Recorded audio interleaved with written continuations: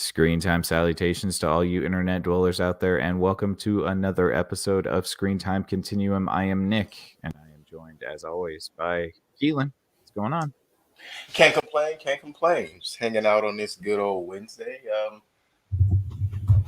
Another one of those Thursday Wednesdays, but definitely doing well today. Yeah, I did think it was Thursday a little bit too today, so yeah, I can hear that. It's been a week. It's been a week so far, and we got the mustard here. How's it going, man? Not too bad, not too bad. Most definite. Kind of had an early day off, so yeah.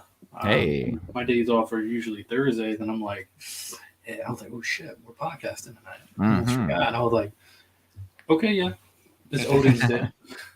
It is Odin's Day indeed, and happy Wednesday to everybody listening, or anytime you're tuning in with us. We very much appreciate it. Tonight we're going to be talking about Westworld Episode 6, called shoot, I had it in my head just a minute ago. The Adversary. Adversary. Thank you very much. I appreciate that. Yes, this episode is entitled The Adversary, and it's the 6th episode of Westworld. And if you're not new to this, you'll know that Dejan and Keelan have not seen Westworld season 1 yet, so we are taking the ride with them as they watch it for the first time. And so I think we should just get right into it, guys. Episode 6, some pretty interesting scenes, I could say, but I'm really more interested in hearing what you guys think. So, Dejan, why don't you start us off, man? It was good. It was definitely one of those things where everything started to really ramp up, like beyond the drama. I mean, not like high school drama, but like the drama you normally would want to see in these type of shows. Like you're like, all right, cool, shit's about to happen, stuff is getting popping. We get to see some character development for certain people. Like it was interesting seeing the I don't know what they're really called, but I'm just gonna assume and call those guys the butchers. But they butch open and just butch everybody open and just clean them up and sew them back up, etc., etc. It was interesting to see the scenes with that one butcher, I forget his name, or I paid attention close to his name. Which one, Sylvester, or what was the other one's name? His name is, they're both Lutz. named after cats. Felix. Yeah. So Felix. Was it Felix? I thought it was Lutz. Nah, Felix. Where did I Felix get is Lutz? the Asian dude, and Sylvester is the white guy. Okay, Felix. My notes Yeah, it were was terrible. No worries. I'm definitely trying to like with. I know how bad I am about saying, oh, the Hispanic dude or the black dude or the Asian dude, the white dude. So I'm really trying to hold back on being that silly, or I don't think it's too silly, but on that spectrum today at least. So Felix, yeah, I did enjoy the interaction with Felix and Jesus Christ, I don't want to call her the whore. Maeve. That's Maeve. hilarious. With Maeve, and that was interesting. The stuff with Bernard, scooping up Bernard. That whole double-edged sword Bernard is facing in this episode was pretty dope. Like, oh shit, what I'm gonna do? Oh, is Ford the problem? Oh, but Teresa is possibly a big problem now too, as well. Mm-hmm. And fake Ellen Page getting kidnapped too. So. Fake Ellen Page, I love it. So much intrigue. Elliot Page, I'm sorry. Yeah, that's true. Fair enough. Keelan, what about you, man? I don't know how I could top that type of review of this episode. I mean, in general, everything Dejan just said is pretty spot on. It's exactly what this episode is exactly what we thought it was gonna be. As we closed out last episode of Westworld, episode 5, we expected that episode to set some things into motion, and this episode to start showing us which direction those wheels are spinning, and that's exactly what we got. I mean, I was running through it just now as Dejan was speaking. I think everything that we had a question about is now in motion in some way, with the exception of Dolores, the only person we did not see in this episode. Yeah, fair. Yeah, My we didn't boy get any Teddy. Dolores this episode. Yeah, Teddy. Whoa. Teddy's doing good. Oh, your boy Teddy. Teddy. We did get a little bit of Dolores in the display room when they were showing the preview. I believe that was Dolores, the lady on horseback at the beginning of that preview. Mm. That's the only Dolores I believe we got in the entire episode. Oh, Oh, and okay. her face in the pad when Bernard was scrolling through original hosts. Oh, right. Yeah, fair Don't ask enough. me how I remember those exact things. Yeah. Yeah, I enjoyed this episode. Finally, Tessa Thompson is in it. I told you guys Mhm. that she was in the series, and I was like, I kept waiting, and I was like, wait, she's not in this episode? You guys Episode told me 6. way too That's early. I when was she enters. Yeah. for a whole 5 hours of my life. Wait, 5.5 hours to be specific of my life. I Mm. was like, oh, okay. Oh, okay. How does she fit into this? Where does she come? I'm not understanding. And then when she does hit the screen, she hits the screen in bikini. I'm like, oh shoot, she's a client. She's one of the customers. Mhm. And then we get into how that moves. And Right. huh? I was gonna say you pulled a Keenan and Bill. You were just like, Oh yeah. baby, you in the room? No, You said Okay. that? You said that? Really? you there? I said, You bitch. Yes, indeed. But no, yeah, that was essentially like I was having the slow build up moment of how would she be introduced. And every time she was not, and we came to an end of the episode, I definitely had that moment like, what the somebody deserved to get cussed out right now. Who's the showrunner? Who's the showrunner? You know, weirdly enough, I only knew she was in it because I've seen like little pictures here and there from like stuff she did. Mhm. And I think one picture she was naked. So for some reason, I had this thing where I was assuming she was going to be like some shit happened to Maeve and she would be like The new Maeve. replacement for Maeve in this, Mm. but fool me for now. So we'll see. Yeah. Fool me for now. I like As that. far as we know, she is a board member for the corporation that owns Westworld. So Chief executive of the board. yes. That is the Mhm. CEO. Yep. I got that just that I know that's kind of jumping in, but just finding out that she had that level of a role versus just not really being sure of what her role would be. Mhm. I'm excited to see where this goes, and also how she was introduced. That entire first scene she was in. Yeah. It's very. I wouldn't use the word confusing, but it is a cause for misdirection. Mm. And that leads me to think that her character is going to come with for lack of better terms, she's going to bring missiles to a dynamite fight. Yeah, I mean, she's definitely gonna be a thorn in the side, it would seem. Mhm. She's got the backing of the corporation. She's probably looking to shake things up a bit, but yeah, I mean, let's get into some of the other characters. So I guess we see Ford first, right? No, we see Who do we see Maeve first? I keep forgetting. Maeve. Okay. We go straight into it with Maeve. Oh yeah, we Oh, jumped that's right. straight into I Maeve remember, waking yeah. up, and I really wasn't sure what was going on with Maeve because she wakes up, she heads off to work. We're following her. It reminded me much of we used to see those shows or those movies when we were a little younger, where there was always that character that they followed to work. Like some people would just be going to school or to work or be hanging out at the house, hanging out with their friends, and there was always that one character that we always only saw in workplaces. And this episode started as if Maeve was kind of that character. And then it progressed heavily, like from her cutting off Clementine, sending Clementine back to the drawing board, so to speak. I thought that at first, I didn't think much of that. But it was the progression from there that You talking about that sexual progression, which she's getting into that choking stuff. Well, that's where the progression began. So originally, I'm thinking she's just, playing her role, doing what she was programmed to do. She sees Clementine isn't quite up to par. She sends Clementine to the back burner, and she takes the lead. And I thought that was simply just her following her directives, but seemingly not. It was her having a plan and putting that plan into motion. And the beginning part of that plan is you have to have one of the clients incapacitate you so that you can be sent back to the cleaners or the butchers. Right. And Yep. yeah. And that was her ticket back to back to the bowels of the butchers. Mhm. So yeah, I think that's pretty clever. I guess it would kind of suck, and she definitely fixes it at the end of this episode, Oh so yeah. that she doesn't have to worry too much about that in the future. So Right. Changing what was that? The bulk um yeah, apperception or something. apperceptions, yeah. Bulk Yeah. apperceptions. Now, what I find interesting is when we go to that very first scene and then we go to the changing of the bulk apperceptions. So you did all of that at a 14, huh? Mm-hmm.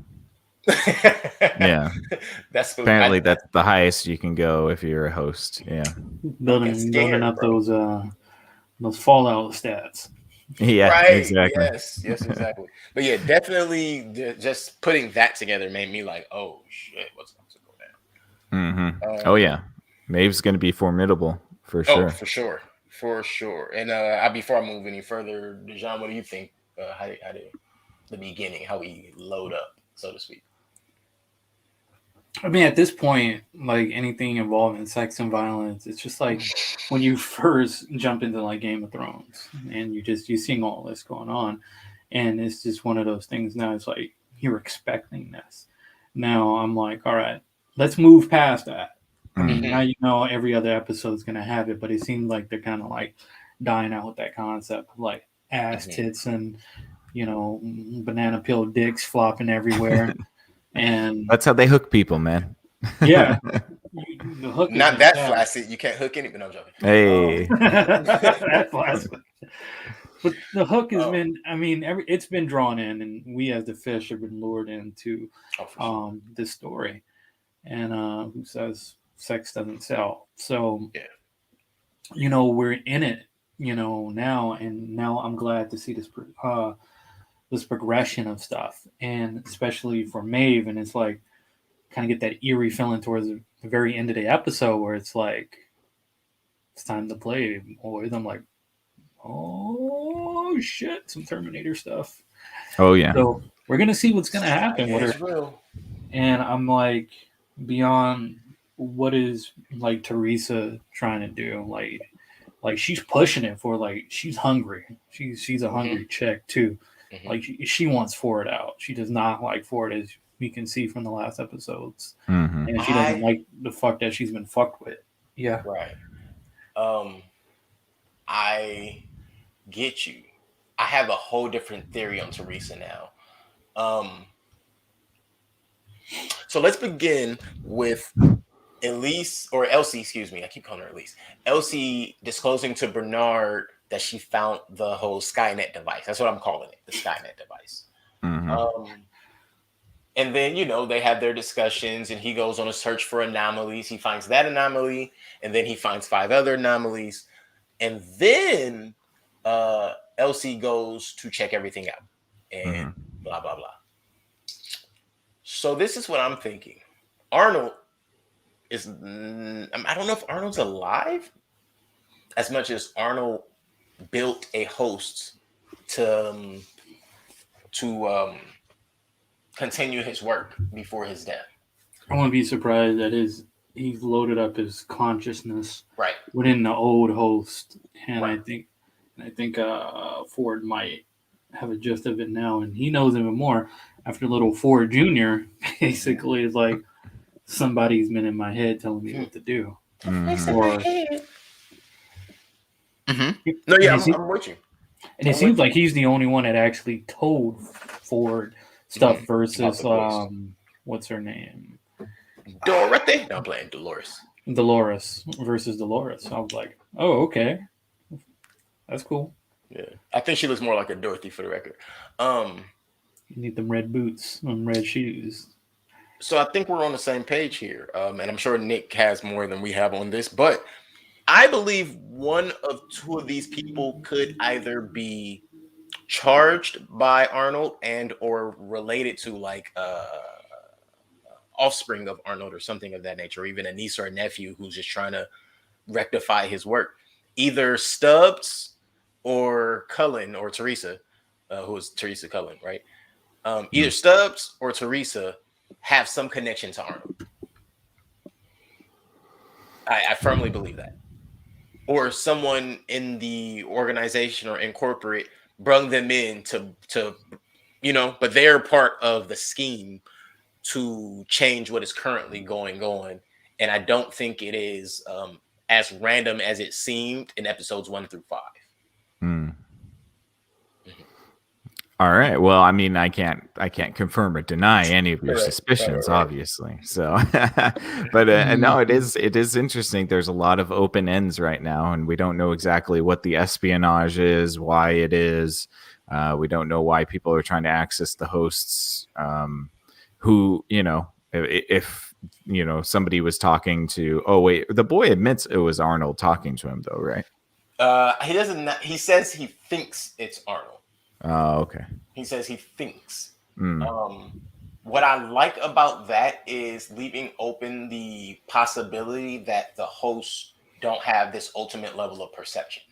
mm, right. So just because it may be a familiar voice or something like that, it's more so, you give them these human elements, they're going to give you sometimes human responses, which is I don't know, Right. Or lie now, or lie. apparently. That's a definite human response, Dolores, huh? Yeah. Um, Well, we found out in this episode that's what Elsie was saying, basically, is that mhm, somebody is going in, and any of the old hosts that were running off of the old operating system, somebody's been tinkering with that. And right. so it's allowed them the ability to lie and to do Mhm. whatever. So yeah. Hey man, somebody was sold an expensive line, somebody's buying it. Yeah. Oh crap, I used that line today already. um, No one will notice. no, Mm-mm. I'm sure they won't. I'm sure I used it in text earlier. I didn't even need to say it out loud. It was just a moment. But we saw that moment of Ford walking with the construction guys or the contractors, and then after walking with the contractors, he kind of lets them go on, has things going on around him, and continues on his own little walk. He Mhm. sees the insignia or the marking of the maze, Mhm. but he looks perplexed, like he's not familiar with it. Right. And then we see a little later he goes and he finds that same marking in a book that he had in what looked like an antique shelf. So let's call this book a relic of sorts. Hopefully, it's not like a grimoire, but I mean, he essentially, right? It was kind of like a journal, I would think, maybe. I mean, a journal is a human grimoire, if we're being honest. Mhm. Uh, what?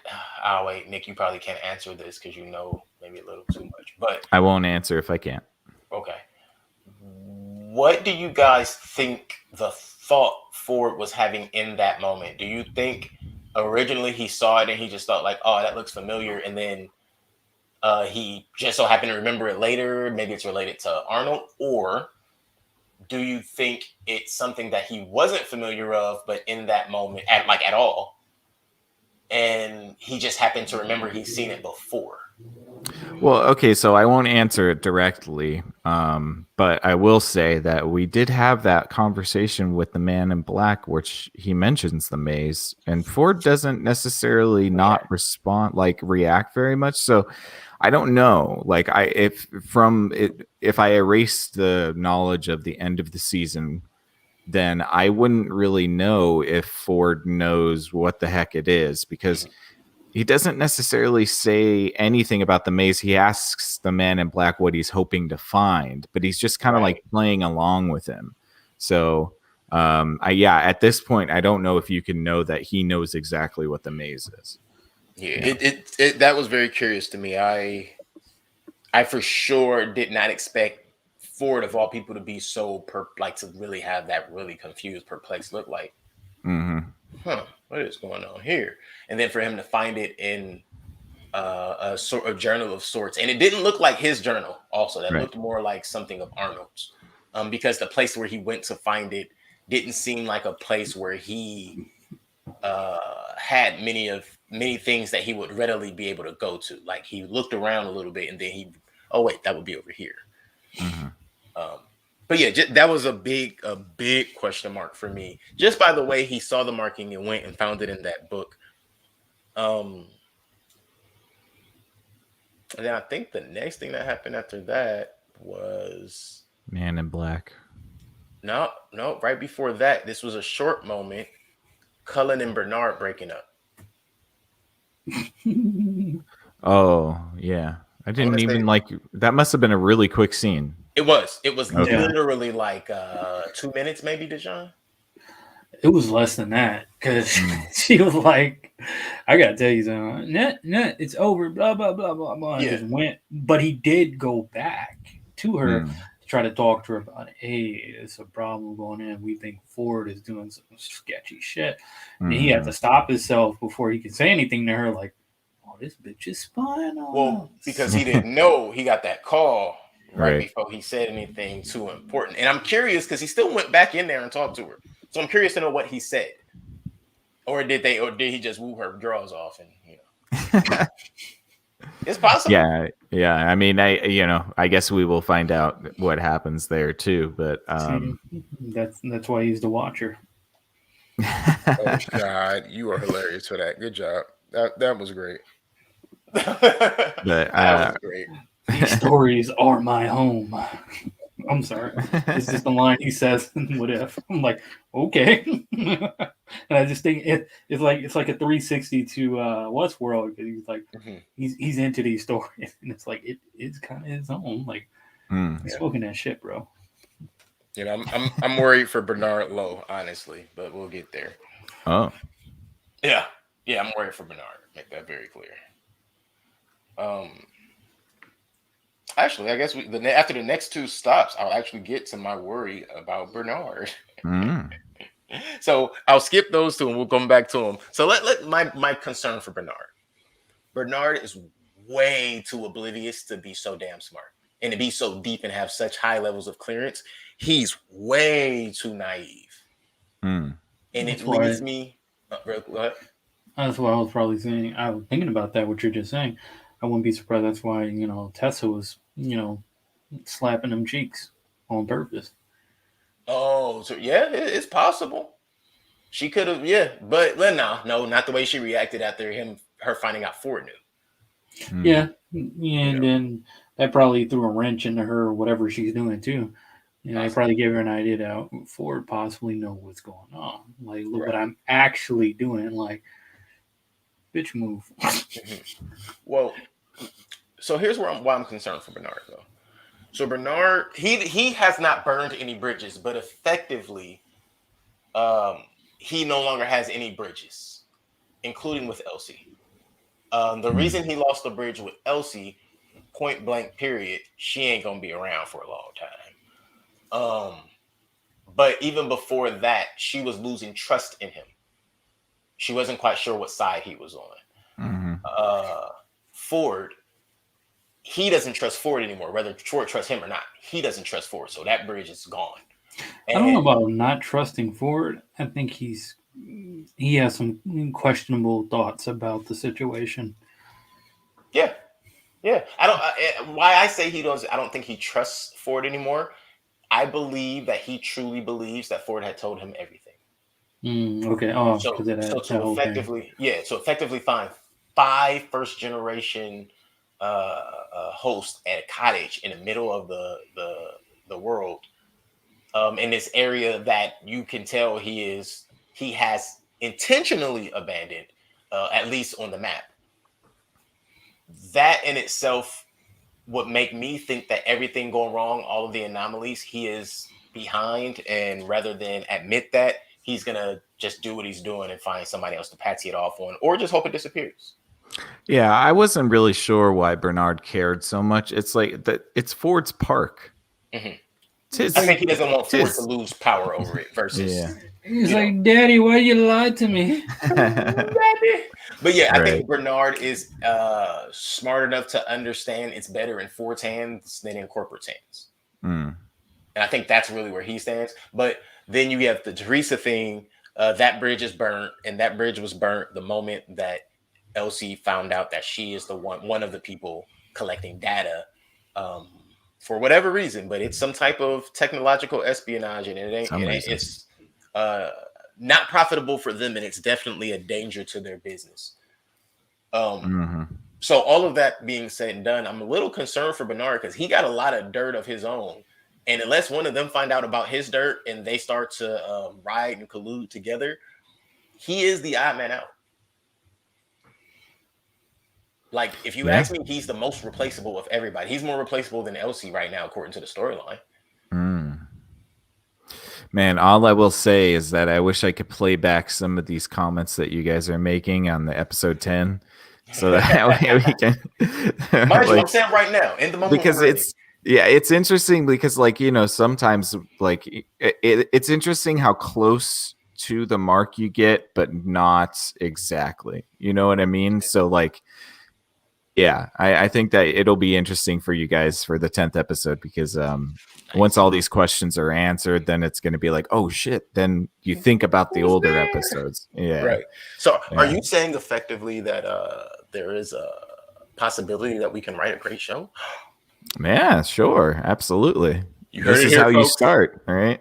You start making theories. Yeah, I will say that one of my favorite scenes in this episode was Felix and Maeve walking on the upper deck or the upper floors. Yes, that song is Radiohead's motion picture soundtrack by a string quartet, and I just think that that's one of the most beautiful songs I've ever heard. I really do. I if you can listen to that song, like I would go and listen to the Radiohead version, but it'll make you cry if you listen to it too much. So, but it was just a great song and such a great scene for her to like see the way Westworld operates. Right. And so that was one of those two markers that I wanted to cover that I skipped, right? Because listen, Maeve taking the tour of the upstairs was one of those things for me, for me personally. It felt like her eyes, her body language, the way that Sandy Newton was able to convey the genuine amazement, like the genuine astonishment of what was before her, but in the curiosity, but at the same time, that level of fear of horror. Horror. There you go. Horror is the word. That was like if I can say there was a great acting performance thus far in this show, that, and she didn't say a word hardly. It was brilliant. Yeah. I would dare say beautiful. What I did take away from it though was the people who work upstairs only know what they're trained to do. They don't know anything about these hosts. They know how to clean them if they're trained to clean them. They know how to cut them apart if they're trained to cut them apart. They know how to fill them with blood or embalming fluid or whatever you want to call it, life fluid. They know how to train them to walk or sculpt their faces, et cetera, et cetera. But if they were to come down to the like even that back to what was the episode 3 where Ford had to cut the face of one of the hosts to prove to one of the designers, like, look, they don't feel anything unless you tell them to. Get out of your head, do your job.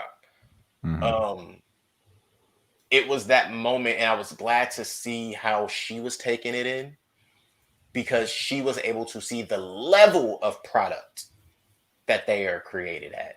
She was able to see the level of product that they are advertised as by seeing the advertisement, and to see how pivotal she was to the selling point. You know, so that's what the upstairs walk of Maeve did for me. It, like I said, this episode did what I thought it was going to do. It gave me a lot of new storylines, so to speak, new appreciation for this show. New appreciation. For sure. Yeah. Yeah, I definitely say that's one of the best scenes out in the show. I think, you know, if you could put it in the top 5 or, you know, something like that for sure. Yeah. Now, would you include how she plays Sylvester into the game as well? What? How she plays? What? Yeah, not plays, but placed Sylvester, the guy who was threatening to go to QA. The other just by coercing him? Yeah, like how she was like, right, she's like, nah, I see who you are, I know who you are, this is what I'm trying to do. Yeah. You want in.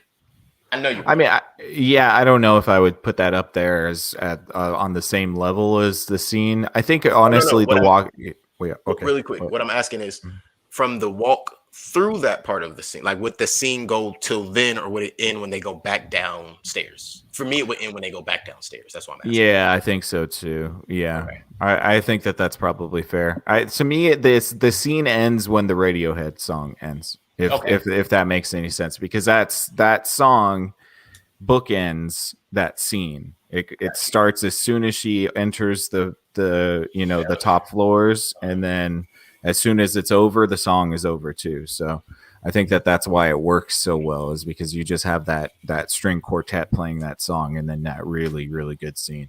Nice. All right, got it. We're on the same page. Yeah. So what else did we have after that? And like I said, that was just for me one of the most probably the most captivating scene so far. Mm-hmm. No. One of the most, because what was that? It was one of the murder massacre type scenes where it was just a lot of gunfighting and killing, and that was probably the only scene a little above this. You know what? Nope, this would have to be above that, because I can't remember that scene in full. Like, I can't remember it in full, so this has to come before it, right? Then of course we get the Man in Black being kidnapped with Teddy, and I just want to get to Lee being cockblocked, honestly. To that what? was some hard. To Lee being cockblocked by Cullen at the bar. Oh, yeah. Only to find out, like, that was all a setup. Tessa Thompson's not going for him anyway. Oh, no. I got it. That's what I'm saying. Like, for him to feel like, oh, she's I was set up. Because you could see it was kind of like that moment of like, damn, she cockblocking me and she ain't even here. And it's like, no, it was a setup, buddy. Mm-hmm. They know what you're into. Like, you think you're able to read people? Everybody's job here is to read people. You were literally set into a scenario and you failed. He's just a child. Yeah, he has a hurt. He's got a hurt ego. Yeah. Mm-hmm. Pissing on stuff. Mm-hmm. Yeah, if I'm being honest, that one kind of blew me. I was like, so they're gonna fire him, right? Well, I would have fired his ass right there. / beat his ass. Like, what the fuck are you doing? I'm sitting there working and I'm getting trinkles of piss on me. Right. Apparently, we have problems. Apparently, in the private sector, there is some availability for piss to be acceptable. I guess so. So. That seems like, I guess. But I'm glad that Teddy has a backbone now. I'm glad that he's just embraced his killing side. Yes. Nuts. Rambo gun Teddy. Yeah. Yeah, I like that. I like to be in the Man in Black was like, you think you know a guy. Mm-hmm. It's like that moment in Sonic the Hedgehog when he socked out Jim Carrey twice. A lot of people would love to do that. He might have had to muster a little more strength to do this particular one, because maybe just a little. I don't know if he really had to punch Jim Carrey, but he definitely had to hold some type of machine that was bucking on stage. Mm-hmm. You know what I mean? Yeah. So Ford's family that Arnold built, the 5 anomalies. How fucking weird is that? It is a little bit of weird. It's kind of a weird gift. Yeah. Like, I mean, like, I guess it's kind of cool though. Like, think about it. Would you want, say you're the age of Ford and you don't have any of your family anymore? Would you want to see them in robot form? I guess you might. Maybe. I don't know.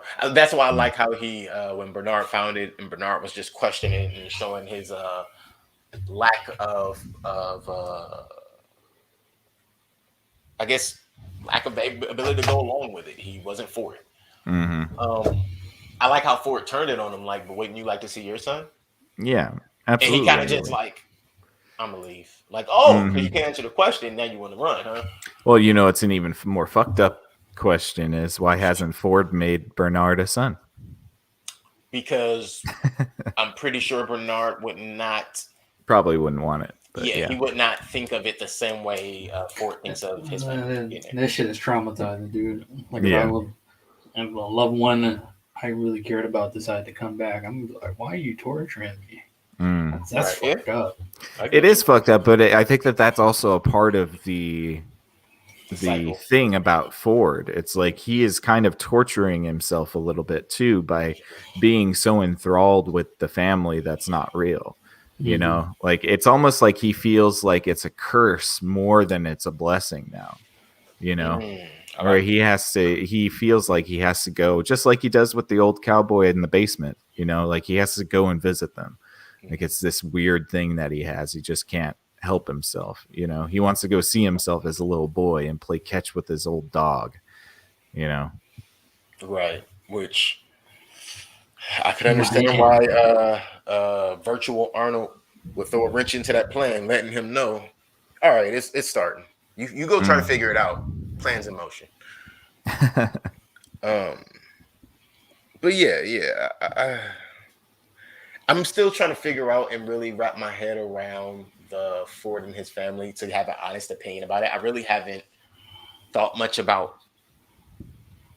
how I feel as a consumer of this. Like, is that a safe thing? Is that a normal thing? Could they effectively be the thing that saves him?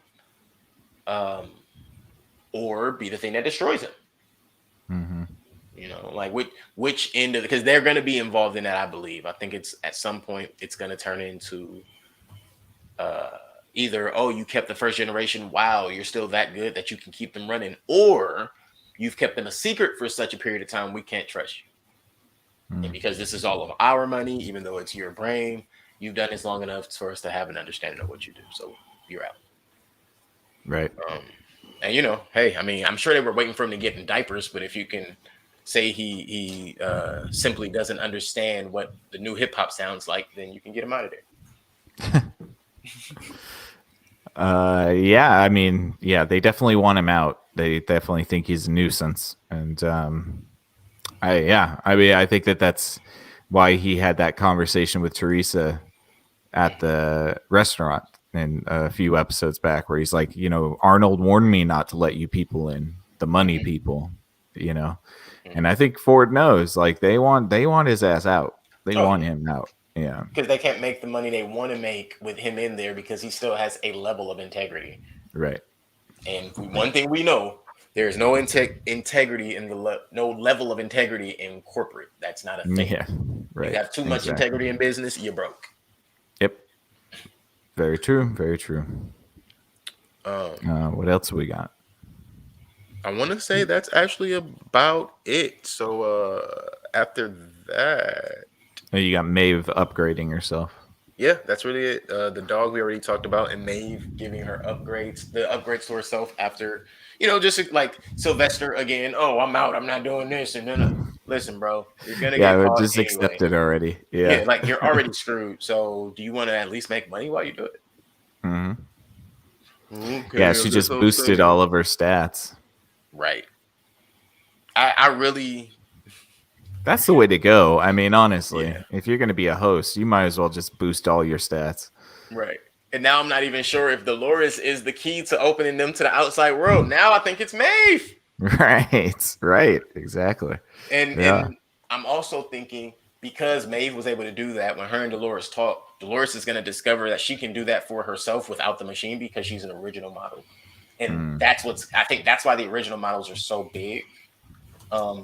They are going to be the wave because they're the ones you can't control remotely. Yeah. Well, we will see. All right. Well, anything else you guys wanted to add? Episode 6. Yeah. The Adversary. That was a pretty awesome episode. It only gets better. There's only 3 more episodes left. And I think episode 9 and 10 are like super great. And nice. So I think we're going to have a lot of fun with those. Yeah. I do have a question or two. Who do we think the adversary is? I have an idea. And do we think Elsie is alive? And who snatched her? Right. I guess the adversary is a whole bunch of different people in this episode. It's like it's the corporation or it's, you know, whoever's stealing the data. It's you know, it's Wyatt for, you know, the Man in Black and Teddy. It's and even Teddy himself. Did we even talk about that? A little Oh, bit. Yeah, Gatlin, basically, we just called him Gatlin Teddy and left it at that. Wrap Yeah, up. but Yep. we didn't talk about the flashback, did we? No, we did not. With him and Wyatt, where he's actually shooting people. Well, but we kind of knew that, or at least I kind of got that from the beginning of the him and Wyatt saga of how they were basically like best friends, brothers, and then he just wasn't down with what Wyatt started doing, and then he turned on him, and there you go.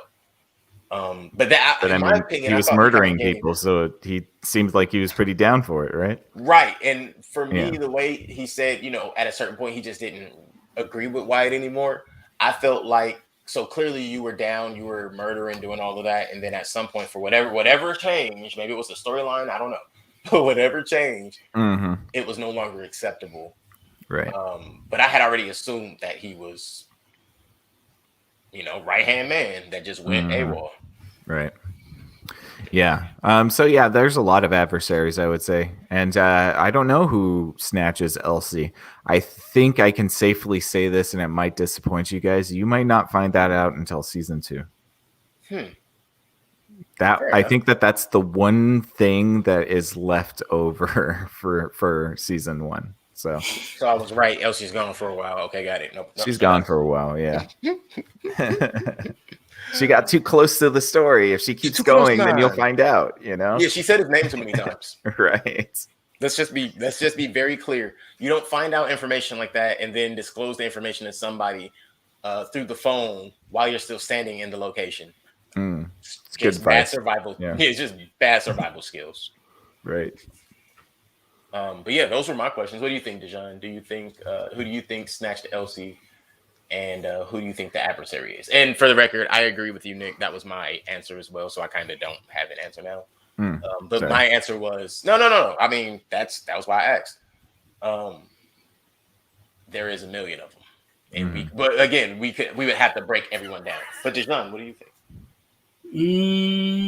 I don't know, to tell you the truth. I mean, there's probably some people we haven't been introduced yet. It seems like there's going to be a couple more people being introduced, especially when we got basically this group of people that's most likely part of what's her name, Tessa and Teresa's and what do you call it, group of anonymous people in the shadows. So it can be anybody. So I'm just going to kind of tune in for that to see how that works out, especially now knowing that's something that's not, resolved, or not even resolved, but shown to us until season 2.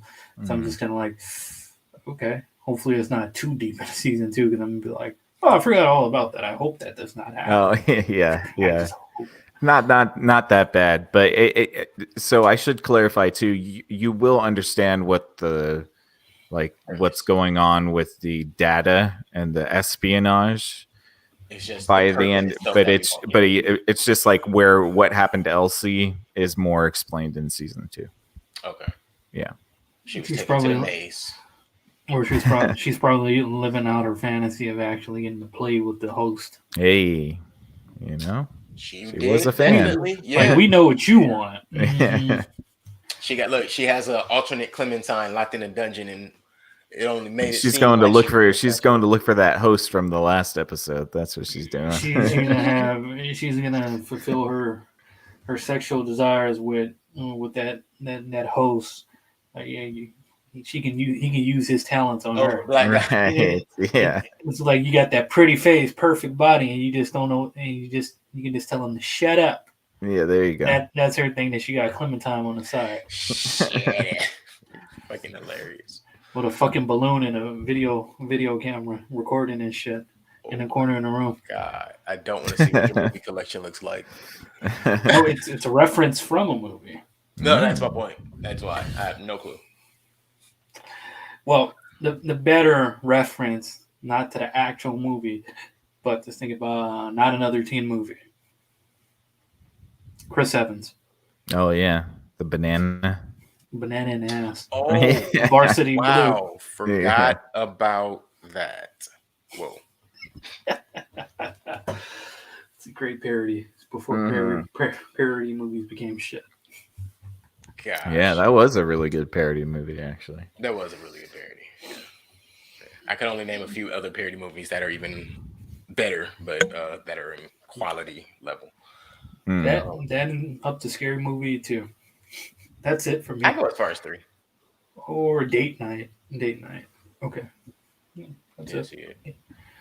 Getting off subject. Eddie Griffin. Yeah.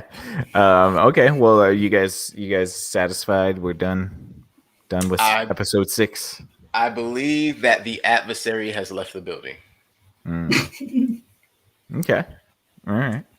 Well, we'll have to see who the adversary is and all of the mysteries that are still unraveling as we have 4 more episodes to come. And so, yeah, thank you guys for tuning in with us this evening. We very much appreciate it. We hope that you're watching Westworld with us. And since we're going at such an intermittent pace, you will have until next Wednesday. Next Sunday. Next Sunday. Yeah, next Sunday to join us for episode 7. So if you're not watching Westworld and want to get current, you got a week and a half to get there. And we will be back with Westworld next Sunday. But I do believe it will be Dijon's turn. We're doing Sweet Tooth episodes 5 and 6? 5 and 6. I got referring to, especially since we're live. Would you guys be up for just to get up in it for 3 episodes? Are they the last 3? I haven't looked at the. Because if we was to do episode, what do you call it, 5, 6, and 7, next time around, I'll just leave us with 8, 9, and 10. Oh, to get it down to 2.